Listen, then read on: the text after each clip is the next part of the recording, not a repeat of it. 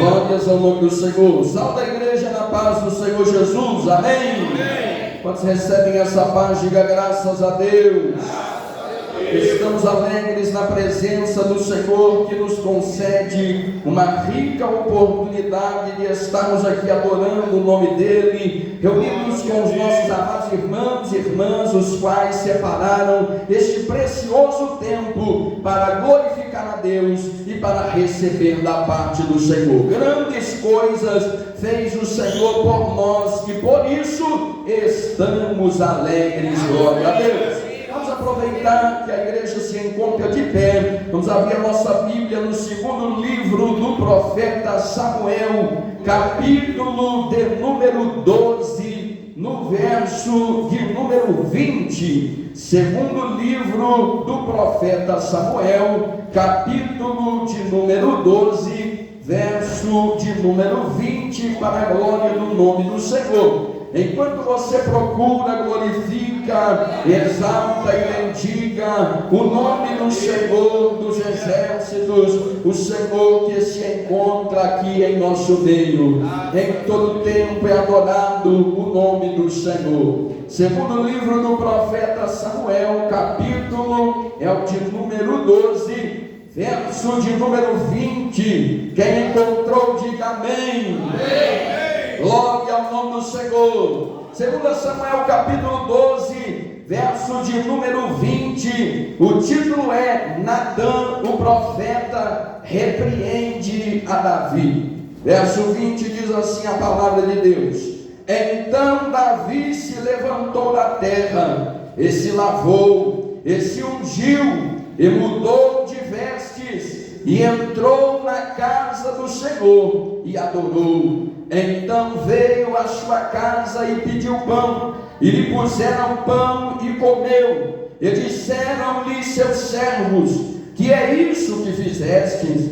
Pela criança viva jejuastes e choraste. Porém, depois que morreu a criança, te levantaste e comeste pão. E disse ele: Vivendo ainda a criança, jejuei e chorei, porque dizia: Quem sabe se o Senhor se compadecerá de mim e viva a criança. Porém, agora que é morta, por que jejuaria eu? Poderia eu fazê-la voltar? Irei eu a ela, porém ela não voltará para mim. Quantos dizem glória a Deus? Maravilhoso Deus, eterno e soberano Pai, Pai de nosso Senhor e Salvador Jesus Cristo de Nazaré, estamos nesta noite na Tua presença, Senhor, reunidos, ó Pai, para Te glorificar. Até aqui o Senhor nos ajudou, podemos dizer Ebenezer, amando o Senhor foi sobre nós até aqui. E neste instante clamamos pela Tua misericórdia, para que o Senhor, pelo Teu Espírito Santo, possa falar ao nosso coração. Pai eterno, Tu sabes o que necessita a Tua igreja. Tu conheces a vida deste homem, a vida desta mulher no profundo. Tu conheces-me melhor do que a mim mesmo. Revela-nos pelo Teu Espírito Santo através da Tua palavra, que sejamos um instrumento na mão do Senhor aqui nesta noite, e que sejamos edificados para a glória do Teu santo nome, porque sem o Senhor nada podemos fazer. Glória seja a Deus. Exalte, glorificando a Deus e adorando ao Senhor. Deus está presente aqui nessa noite. Aleluia.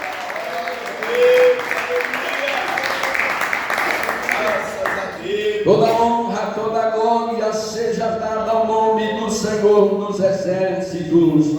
Bendito seja Deus que vive e que reina de eternidade em eternidade. Glorificado seja o nome do Senhor. Querida igreja do Senhor, o nosso Deus, o Senhor nesta noite nos traz aqui uma observação na sua inerrante palavra a respeito de um momento o qual viveu um homem chamado Davi, um momento no qual ele precisou ser repreendido. Achou-se Davi este, o qual Deus dera testemunho dele, dizendo que ele era um homem segundo o coração do Senhor. Entretanto, Davi encontrou-se em uma situação repreensível, e quando o servo, a serva de Deus, encontra-se em uma situação repreensível, bem-aventurado será, bem-aventurada será, se Deus, pela sua infinita bondade, enviar alguém para o corrigir, porque a correção da parte de Deus, ela reflete na nossa vida o zelo que Deus tem para conosco. A correção da parte do Senhor reflete o cuidado que Deus tem para com a gente, a ponto do Senhor, na sua palavra, fazer uma comparação da correção com um homem que é pai, um pai que tem zelo pelo seu filho, e tendo o pai zelo pelo seu filho, ele não deixa, ele não permite que o seu filho faça aquilo que o filho quer, porque o filho não entende ainda os desígnios de Deus, mas o pai que ama o seu filho, diz a palavra de Deus que ele corrige, ele exorta, ele ensina e ele dá exemplo para que o filho trilhe o caminho que é reto diante da sua face. Deus achava Davi um homem segundo o seu coração, e sendo ele um homem segundo o coração de Deus, achando-se repreensível, Deus vem para o repreender. Para nós entendermos bem a palavra do Senhor, aqui na direção do Espírito Santo de Deus, seremos conduzidos nessa noite, para que também o Senhor possa colocar a nossa vida sobre os eixos, para que o Senhor possa nos limpar da imundícia, do resquício da maldade que habita no coração, da raiz de amargura que tem gerado no interior de alguém aqui nessa noite. O Espírito Santo de Deus vai tirar aqui, diz o Senhor, para que tu tenhas vida com a abundância da pessoa de Cristo Jesus. A palavra do Senhor nosso Deus vai nos dizer, aqui no primeiro livro de Samuel e o segundo livro de Samuel, o Senhor nos traz uma narrativa muito grande a respeito da vida de Davi. Capítulo 16 do primeiro livro de Samuel, o Senhor começa a trazer a história de Davi à tona, e essa história vem se intercalando com muitos fatos até o final do capítulo de número 31. Ela inicia de novo no segundo livro do profeta Samuel, no capítulo 1, e vai até o último capítulo. 40 capítulos Deus reservou para descrever a trajetória desse homem chamado Davi. E é importante nós aprendermos do Senhor por intermédio dessa palavra, porque no primeiro livro do profeta Samuel, no início do capítulo, nós vamos ver que o povo de Deus, ele era governado pelo próprio Deus, através de homens que Deus havia separado para o ofício da instrução, para o ofício da condução espiritual e física. Entretanto, nós observamos que no capítulo 1 de 1 Samuel, o povo de Deus, ele se encontrava debaixo de uma liderança espiritual fraca, uma liderança espiritual frágil, e não é diferente do retrato do que nós vemos no nosso dia, pessoas sendo conduzidas por lideranças espirituais fraquíssimas. E em qual sentido que o Senhor está nos dizendo? Não é liderança que saiba todas as coisas, que entenda de todos os mistérios, não, mas são lideranças que, ao invés de fazer a vontade de Deus se cumprir no meio do povo, permite que a vontade do povo se cumpra nos templos de Deus, de maneira que os cultos não são mais reverências ao Senhor, mas é uma mistura de coisa, uma mistura de gente que entra e sai sem um pingo de mudança, sem um pingo de transformação, e entra em mistério e salta e pula. Não é que o Senhor está dizendo que nós não podemos falar em línguas, não, pelo contrário, o Senhor nos diz que quem recebeu tenha zelo para exercê-la. Quem é profeta, profetize debaixo da autoridade nós temos profetas que não têm mensagem, profetiza que não conhece quem é o Senhor, mas quer falar de Deus, mas quer falar que o Senhor mandou falar, e as coisas começam a se confundir. Sabe o que faz falta no nosso tempo? Faz falta uns irmãos do tempo, quando eu era menino ainda, crescendo no tempo do Senhor, homens analfabetos que pregavam com a Bíblia de cabeça para baixo, mas que tinha discernimento da parte de Deus. Quando alguém entrava num fogo estranho, se levantava no púlpito e gritava: saia Satanás, e na hora o espírito de discernimento ele vinha, aleluia, e o nome do Senhor era glorificado. Nós temos muita lenha e cantamos que a nossa geração tem lenha para queimar, mas tem um fogo estranho espalhando no meio dessa lenha. Mas o Senhor vai apagar um pouco desse fogo estranho, vai fazer a chama do Espírito arder no meio do seu povo, para a glória do seu santo nome. Lideranças espirituais fracas conduzem povos frágeis e pecaminosos diante de Deus. Deus começa falando conosco primeiro, que fomos chamados para instruir. Deus fala em segundo lugar os presbíteros, porque também já receberam a mesma incumbência, estão já no caminho do episcopado. Deus nos diz: vós que fostes chamados para a pregação da inerrante palavra, sejais fiéis, idôneos e agrade a Deus em todo tempo e acima de todas as coisas. Se o povo desagradar, tudo bem, mas se Deus se agradar no céu, Ele honrará a boa palavra que sair da nossa boca. Então nós vamos ver a situação do povo de Deus. O povo de Deus estava sendo conduzido em uma liderança espiritual por um homem chamado Eli, um homem que favorecia os pecados dos seus filhos. E aí Deus nos chama a atenção, porque nós somos tendenciosos a acobertar aqueles que estão debaixo da nossa asa, mas Deus reprova isso. Certo é certo diante de Deus, errado é errado diante de Deus.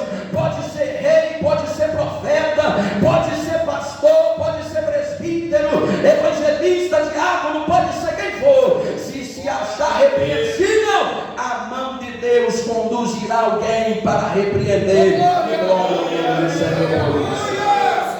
Então Deus estava olhando a situação de Eli conduzindo, e ele vê que o povo não podia continuar daquela maneira. Ele levanta um homem por nome Samuel. Samuel foi forjado no fogo. A sua mãe orava instantemente na presença de Deus, porque Deus tinha fechado a madre de Ana. Ana não era estéril por sua conta. Deus tinha fechado a madre porque Samuel precisava nascer debaixo de propósito, debaixo de oração, debaixo de busca, debaixo de temor, debaixo de voto, debaixo da graça do Todo-Poderoso. Tem coisas que Deus faz na nossa vida e a gente não entende, mas Deus nos direciona a um processo, e o processo ele é benéfico. Podemos não entender no princípio, mas se permanecermos debaixo da graça do Todo-Poderoso, Ele nos dará o esclarecimento para a glória de Deus. Samuel nasce e Ana faz aquilo que é certo. Reúne-se com seu esposo e diz: olha, este menino foi um menino que é fruto de voto, e sendo fruto de voto, ele não vai ser ensinado segundo o nosso achismo, ele vai ser ensinado segundo a lei de Deus. Samuel foi ensinado e forjado debaixo da lei do Todo-Poderoso, sendo ele jovem. E aí agora Deus fala com as crianças, fala com os jovens, que é um período mais propício para receber da parte de Deus, que é a juventude, o período que ainda existe uma sombra de inocência. No meio dessa sombra de inocência, quando existe o temor da parte de Deus, Deus se agrada e Deus usa. Agora, criança não pode ser desobediente, adolescente não pode ser desobediente, senão não recebe da parte de Deus. Se recebe, não é do Senhor, é de outro, porque que obedece. Deus quer que tu tenha compromisso com Ele, acima de todas as coisas. Diz a palavra do Senhor que Samuel era ainda jovem, ainda menino. Ele ministrava com um éfode. Ele não estava vestido de qualquer maneira. Ele pegava a sua vestimenta sacerdotal e ele ministrava diante do Todo-Poderoso, porque ele não estava ministrando para Eli, ele não estava ministrando para Ana, sua mãe, ou para Eucana, seu pai, ou para os seus irmãos, não, ele ministrava para o Senhor Deus. Por isso, se cantarmos, cantemos debaixo da graça de Deus, porque o perfeito louvor não é aquele que sai de uma voz maravilhosa. O perfeito louvor sai do coração de quem adora a Deus. Davi não era eloquente no canto, mas ele pastoreava e tangia ovelha, e os anjos de Deus subiam e desciam, porque o seu coração era coração de quem adorava a Deus. Samuel exerce agora um domínio espiritual fortíssimo. Ele era sacerdote, profeta e juiz. Todas as funções que existiam em Israel eram dele. Ele era servo do Senhor, ele temia a Deus, ele instruía, ele profetizava. E diz a palavra de Deus que nenhuma palavra que saía na boca dele caía por terra. E assim precisa ser o profeta de Deus. A palavra que saiu da boca do homem de Deus, ela precisa se cumprir. Senão não é o Senhor que falou. Senão o profeta anda profetizando a sua vontade. Mas Deus precisa de profeta, irmão, nessa terra. Profeta que se levanta contra grandes e contra pequenos e proclame o nome do Todo-Poderoso e seja temido o nome do Senhor dos Exércitos.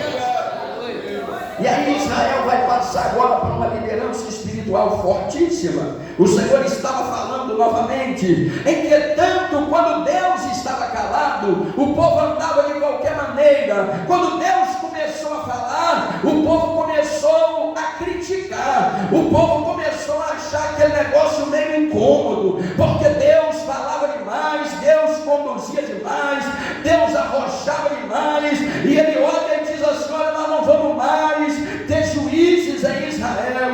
Nós vamos passar agora do reino teocrático, onde Deus designa alguém e nós vamos eleger alguém que vá diante de nós. E nós temos visto isso acontecendo, amotinamentos se ajuntando para que o povo ouça não aquilo que o Senhor quer falar, porque o que Deus quer falar incomoda. O que Deus quer falar me tira da minha posição, me tira do sério.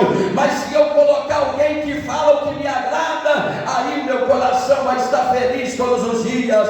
E aquele povo começa a protestar. Ele diz: nós vamos tirar Samuel e nós vamos colocar alguém que vá diante de nós, igual os demais que estão na nossa volta, igual as nações que nos circundam. E Samuel acha aquela palavra má. Ele vai reclamar com Deus e falar: Senhor, eu tenho feito a tua vontade e o povo quer me substituir. Eu nem faleci ainda e já querem me tirar do ofício que o Senhor me deu. Mas o Senhor Deus tranquiliza Samuel dizendo: não se preocupe, porque quando o povo externou com a sua boca que não te queria mais, no seu coração ele já tinha me rejeitado antes, porque a boca fala o que transborda o coração. É por isso que o crente não pode andar falando qualquer coisa, porque se a boca falou, já estava transbordando no coração há muito tempo. Vigia a tua boca, porque o teu coração é enganoso mais do que todas as coisas, e a boca da serva de Deus é boca santa. A boca do servo de Deus é boca santa. O teu coração pode até pensar, mas a tua boca está dominada pelo poder do Espírito, e tu não vai externar aquilo que não agrada. Então o Senhor olha e diz para Samuel: deixa o povo escolher quem eles querem. E eles escolhem aquilo que é aparente. Aquilo que é aparente é bonito, é belo. Nós vamos ler a descrição do homem que aquele povo, aquela nação escolheram. Escolheram a Saul, um homem de estatura elevadíssima, de porte atlético, um homem que para cima, sobressaía em toda a nação. Era um homem belo, era de aparência impecável. O Samuel olha para ele e diz: olha, não é para tu que é o desejo do povo, não é o desejo de Deus. O desejo do povo é esse estereótipo que tu tem aí. E o povo hoje deseja aquilo que é belo para os olhos, mas Deus está nos chamando a atenção. O Senhor nos quer na presença dEle, na direção dEle. Não escolhamos segundo o coração, vamos escolher segundo o coração de Deus, porque Deus não se engana. Então Saul, ele se levanta. E agora nós vamos observar as características que esse homem tinha. Ele era um homem que ele recebeu o Espírito de Deus, ele profetizou profecia que era de Deus, ele era um homem organizado na sua família. A família de Saul não era uma família bagunçada, era uma família estruturada, era uma família que eles lutavam pelos seus e não contra os seus. Hoje tem gente que luta entre si, guerreia entre si, compete entre si. Que negócio é esse? Nós lutamos uns pelos outros, nós não competimos uns com os outros. O servo de Deus caminha na mesma direção, na direção da nova Canaã que desce do céu. Nós não nos compactuamos com aquilo que está fora da palavra, porque nem Deus se compactua, mas entre nós não pelejamos. Ele se defendia. De contrário, nós vamos observar futuramente, porque Davi, Deus dá testemunho dele, que ele era um homem segundo o coração de Deus. E isso nos deixa às vezes intrigado, porque nós vamos olhar para todo o retrato da vida de Davi, e nós vamos ver que Davi, ele pecou terrivelmente contra Deus, ele errou. A sua família, uma família que era desestruturada. Davi estava vivo e os irmãos já estavam se matando por causa do trono, mas tinha uma diferença: o coração de Davi era quebrantado. Quando o Espírito de Deus falava com ele, ele caía com a cara na terra e gritava: tem misericórdia de mim, Senhor, porque eu preciso de ti. Aleluia! O problema é que nós precisamos pregar para uma geração que é sabida demais, uma geração de Saul, que quando Samuel chega para poder alertar, ele está com a desculpa na ponta da língua, ela está com a desculpa planejada já faz tempo. Não sou eu, a culpa é do fulano. Não sou eu, a culpa é do atraso, a culpa é para todo lado, mas nunca é de si mesmo. E aí, quando nós não achamos lugar para reconhecer a nossa miséria, também não achamos lugar de arrependimento. E tem um problema nisso. Deus não perdoa o soberbo. Deus não perdoa quem não é humilhado, quem não se humilha diante dele, quem não reconhece a sua necessidade. E tem uma descrição bíblica que nos chama muita atenção. Quando vai descrever Deus, a palavra do Senhor nos diz que Deus é temido. Sabe por quê? Porque dentre outras coisas, com o Senhor está o perdão. Se Ele não perdoar, não tem quem intercede, quem perdoa. Só o Senhor Deus pode liberar perdão para nós, por intermédio de Cristo. Se não se render ao pé do Senhor, não recebe perdão da parte de Deus. É impossível. É impossível. É uma busca perdida. E aí o Senhor vai nos mostrar que Saul assume um homem de guerra, mas ele já começa a errar desde o princípio, porque ele quer passar na frente de Deus, ele quer exercer aquilo que Deus não tinha dado a ele ordem para exercer, a ponto que o Senhor diz: olha, Saul o povo escolheu, diz o Senhor, Saul o povo escolheu, mas eu já tenho me provido de alguém que não é segundo o coração do povo, mas é segundo o meu coração. E lá estava um jovem no pasto, ainda novo, pastoreando ovelha. Ele era ruivo, de aspecto gentil, mas ele era valente. Glória a Deus. Nós que somos homens de Deus precisamos ser valentes. Não é qualquer tempestade ou qualquer vento que vai nos deixar cabisbaixo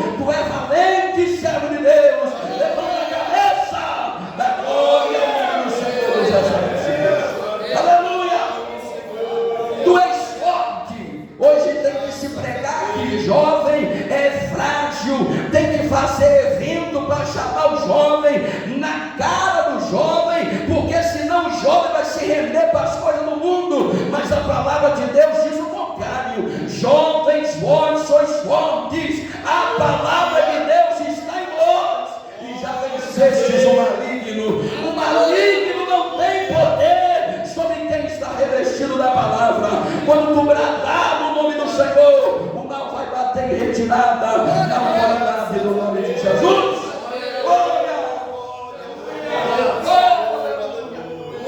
Estava lá Davi sobre o pasto, e aí Samuel estava intercedendo por Saul insistentemente. E tem coisa, preste atenção uma coisa, tem coisa que não dá para orar mais. Deus não está falando aqui para a gente entregar as nossas orações, não, exceto se nós tivermos uma vida espiritual ao nível de Samuel, que eu acho muito difícil. Mas Samuel orando a Deus, Deus diz: olha Samuel, tu está orando pelo Saul porque você está com pena dele, mas não adianta ter pena dele se ele não quer ter compromisso comigo. Não adianta eu ter pena de alguém e interceder noites em claro se a pessoa não quiser receber de Deus. Só recebe se sujeitar, se não vai passar na moeda.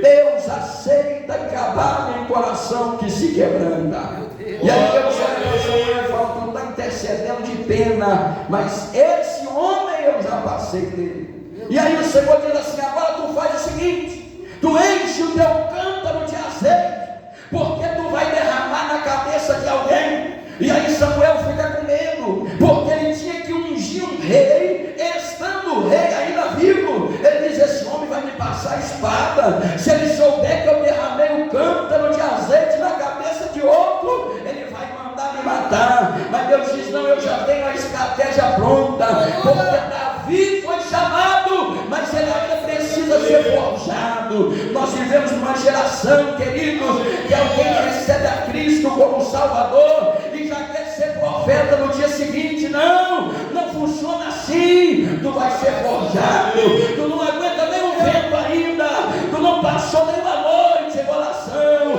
tu não jejuaste até perder as contas, tu vai ser forjado no fogo. Tu vai ser forjado no fogo.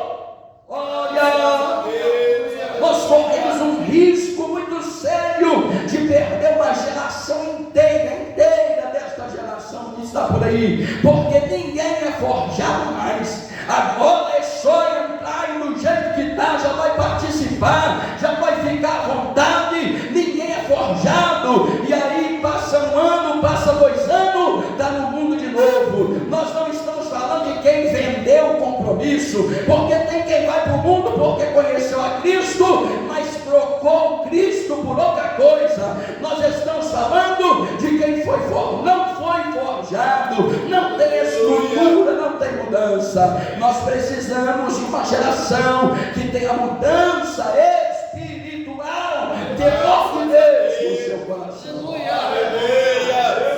Tem jeito de pregar se eu cheguei agora. Deus está dizendo que eu não posso pregar. Não é isso. Deus está nos levando ao caminho de ser conduzido, e tu vai entender isso. Davi era jovem, Samuel chega na casa de Jessé para derramar um cântaro na cabeça de alguém, e de repente ele olha o primeiro, aquele homem valente, todo cheio de escultura, ele olha e diz: opa, esse aí o que o Senhor chamou. Mas o Senhor fala: toma cuidado, Samuel, porque tu é profeta, mas tu está olhando como os olhos do povo que escolheu Saul. Eu estou olhando lá no interior, não tem como enganar Deus. Eu posso arrumar desculpa para chegar atrasado, para faltar, para fazer o que eu quiser, para não cumprir o meu compromisso, mas Deus não tem jeito de enganar. Eu posso passar desapercebido do homem, mas uma hora o Senhor vai sentar para conversar comigo, e contigo também. Não é só comigo, não, contigo também.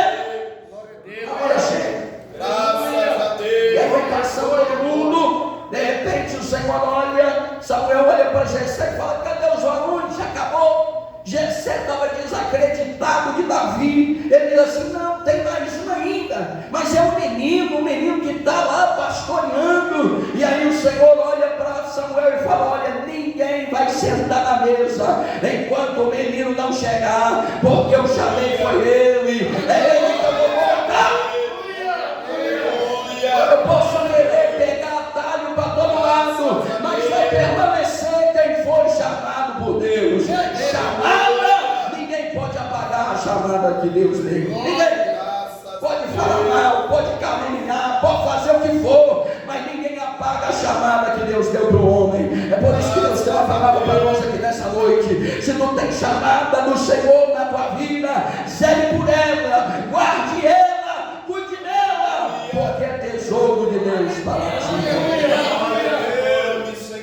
E aí nós vemos Davi receber a unção. Se fosse agora no nosso dia, a gente já ia sair saltitando. Opa, agora eu recebi unção, agora a minha vida vai mudar de cabeça para baixo de repente. E mudou mesmo. Mas não é que Davi foi sentar no trono, não. Primeiro ele foi voltar para pastorear a ovelha. Depois ele teve que tocar a harpa na frente do rei. Depois ele precisou ainda pelejar suas guerras. E ele teve, ao invés de uma trajetória de ascensão, olhando pelos olhos do homem, a trajetória de Davi desceu de barranco abaixo, porque antes ele não tinha inimigo nenhum, e de repente ele se depara na frente de um gigante imenso, e ele olha e fala assim: esse homem está afrontando os exércitos do Deus Todo-Poderoso, eu vou pegar uma funda e eu vou matar. Não sabia ele que quando ele vencesse o inimigo do povo de Deus, ele suscitaria a inveja e a ira do rei contra si. E agora um homem que tinha sido ungido rei, ele precisava fugir da sua própria pátria. Tu vai receber algo da parte de Deus, mas tu não vai sentar no trono de imediato. Tem um trajeto para tu percorrer ainda. Deus vai te guiar ainda, porque não é conforme tu acha, é conforme Ele quer, é conforme a vontade dele. Davi tinha um sonho de rei, mas quando ele foge, nós observamos ele já estava já adulto, com barba, e ele vivendo no meio dos inimigos. Ele precisou deixar a saliva escorrer pela sua barba, fingir que ele era doido para poder ficar vivo, senão eles iam passar a espada. Se fosse os homens de hoje, as mulheres de hoje, chamado e forjado no micro-ondas, que é só apertar o botão que está pronto, já ia falar para Deus: não, Senhor, tu derramaste a unção na minha cabeça, eu quero sentar no trono. Não, tem um processo, tem um processo. O Deus que conduziu Davi é o mesmo que nos conduz aqui nessa noite. Tu vai ser provado na fornalha, refinado 7 vezes ainda.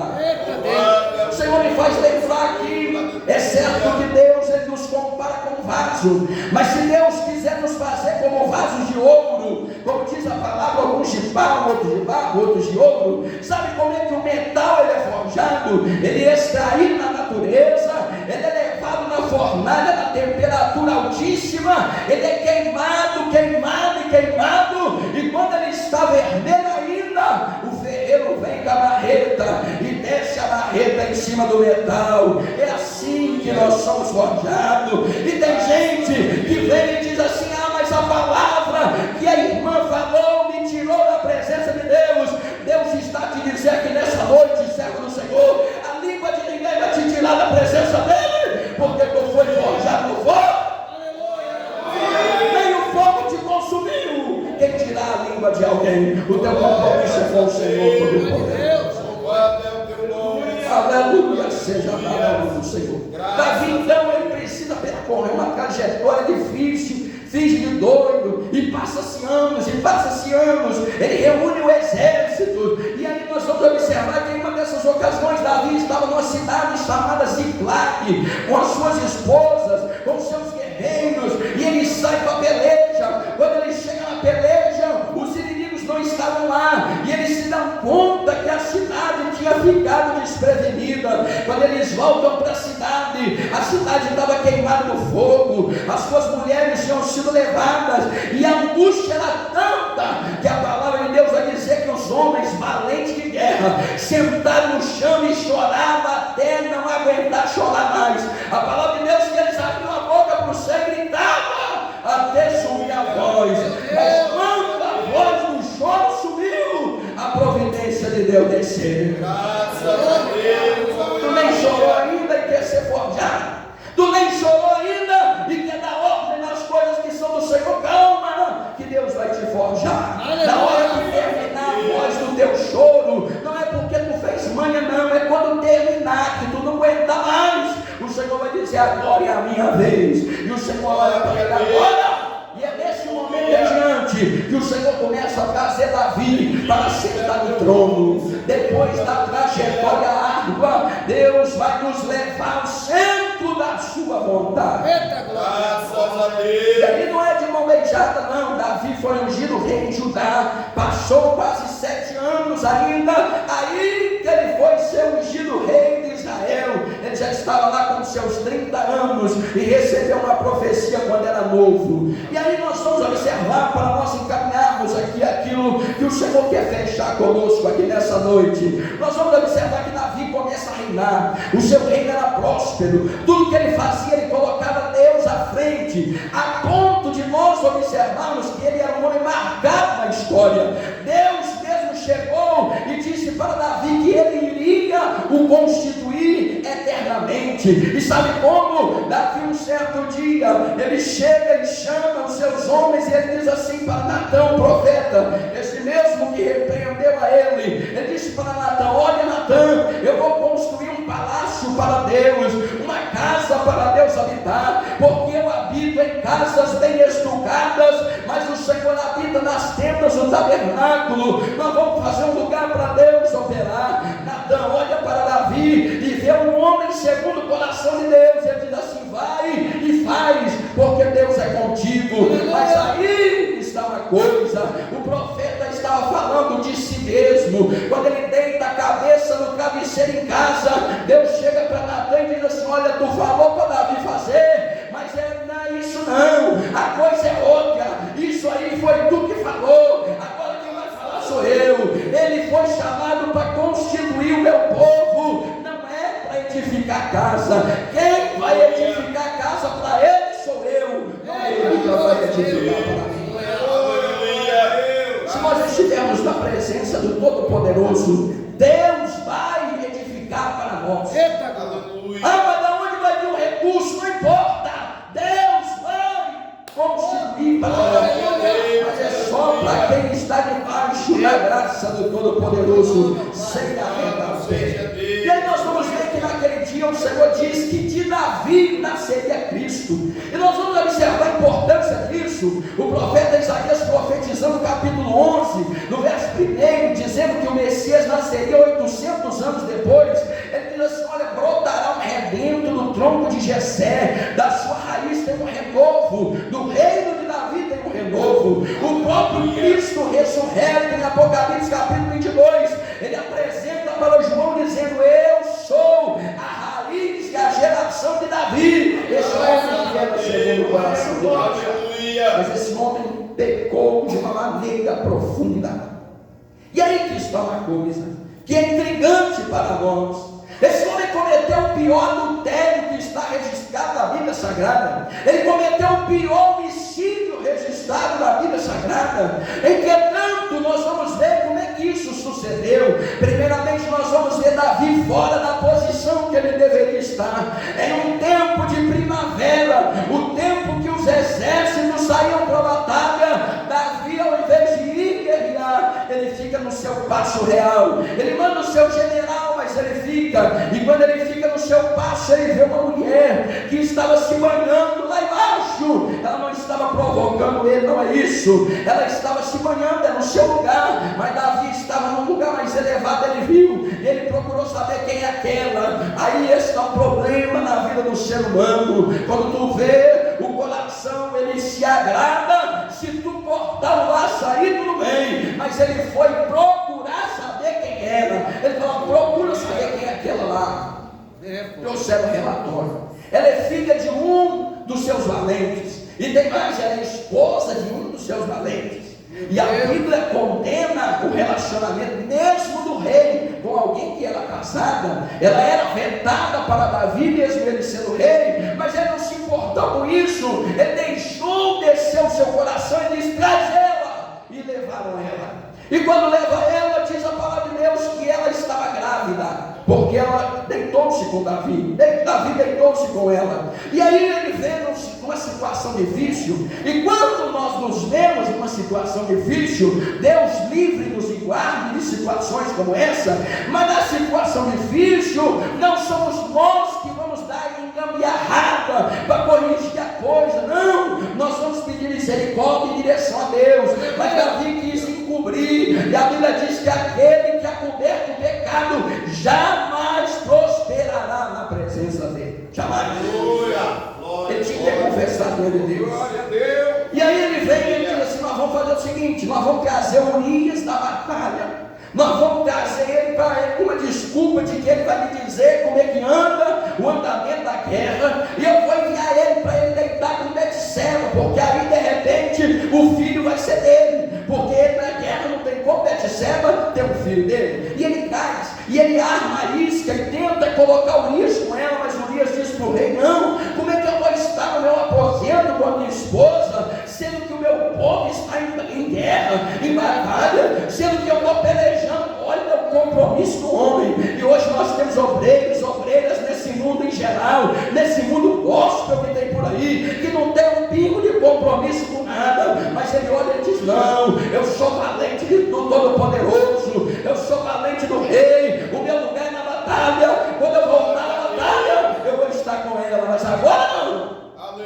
E aí Davi agora entenda a morte de Urias. Olha a gravidade da coisa. Davi escreve uma carta para o general do exército, para Joabe. Urias levou a própria sentença de morte, mas ele era fiel, ele não abriu o que está escrito. Se ele lesse, ele não entregava, mas ele levou a sentença de morte, e é por isso que Deus veio penalizar a Davi. Ele entrega a sentença de morte para Joabe. Joabe olha para Urias e diz: mas esse homem, como é que eu vou matar ele? O que eu vou fazer? Ele é um homem valente, ele está na frente da trincheira, mas o rei colocou ele na frente da batalha, num lugar que ele não conseguiria sobreviver. A espada do inimigo decapita Urias, e Davi toma Betseba. Mas aí está aqui no capítulo 11, no verso 27, aonde que chega a sentença de Deus: porém essa coisa pareceu mal aos olhos do Senhor. Isso é perigoso. Nós vivemos num tempo de um Deus que ele é bom demais.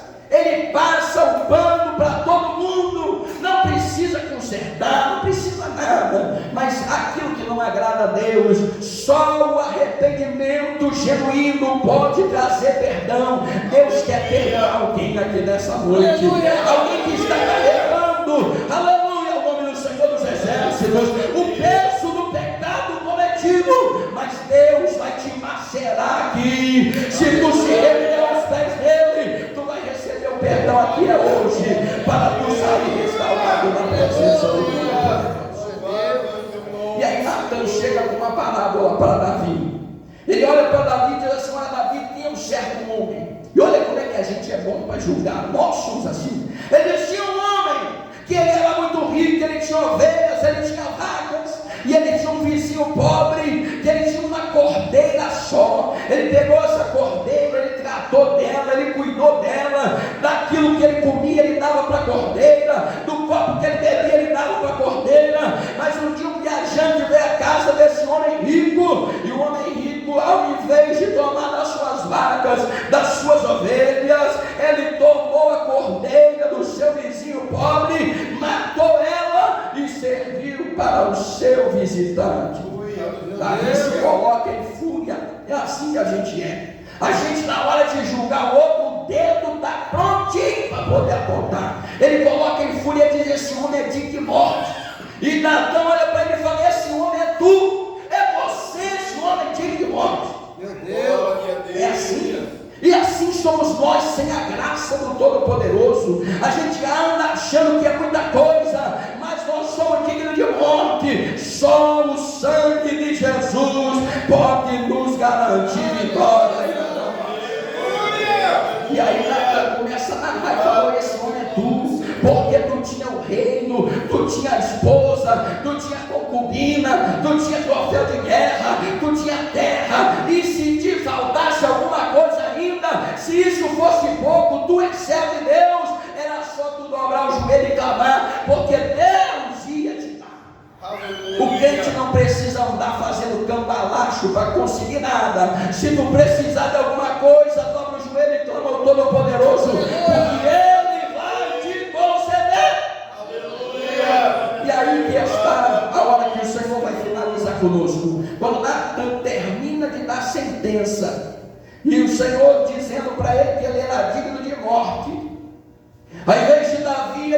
como Saul, que olhou e falou: não, o problema era tu, o problema era a gente cega, o problema não. Ele olha e ele diz assim: eu pequei contra Deus. E ele começa e ele escreve o Salmo 51. Eu te recomendo a ler esse salmo, porque tu vai passar a orar diferente. Hoje eu vejo gente fazendo campanha que não precisa orar. Eu vi um dia desses pastor dizendo que não precisa dobrar o joelho para orar, porque tu pode ficar ali e falar com Deus a qualquer maneira. Eu duvido. O Senhor diz que é preciso pôr a boca no pó, senão talvez tu acha esperança. Mas ele escreve o Salmo 51 e ele diz: tem misericórdia de mim, Senhor, tem misericórdia de mim, porque eu não presto. Ele diz assim: em pecado eu fui forjado, quando até a mãe me pôs no mundo eu já estava na matéria pecaminosa. Tem misericórdia de mim, porque eu preciso do Senhor. E ele diz assim: eu não quero que o Senhor mantenha o reino, eu não quero que o Senhor mantenha nada. Ele diz: não retira de mim o teu Espírito Santo. A presença do Espírito Santo é o bem maior que o crente tem, é maior do que a esposa, é maior do que o esposo, é maior do que qualquer coisa na terra, porque se o Espírito Santo de Deus estiver em nós, todas as coisas serão resolvidas.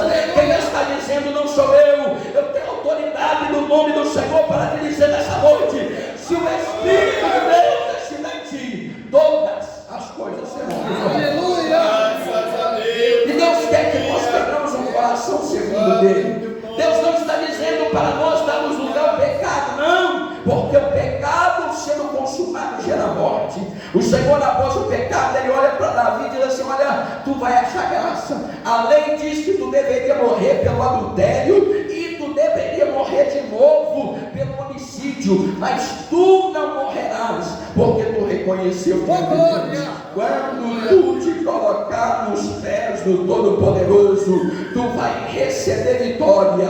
Vai cumprir o verso de número 20. Davi passou 7 dias orando, lançado na terra, mas quando ele vê que o seu filho, o filho daquela prostituição, tinha morrido, ele se levanta da terra. Deus está falando aqui nessa noite: tu não vai ficar prostrado no meio dessa terra, exceto se tu quiser, porque Deus está te dando ordem aqui. Levante-se, coloque-se de pé no meio dessa terra, vai se lavar no sangue do Cordeiro hoje que está aqui, ungiu-te com azeite que está aqui também. Mude as suas vestes, adentre no templo do Senhor e adore a Deus. Que Deus abençoe, Deus glorifica e exalta o nome do Senhor.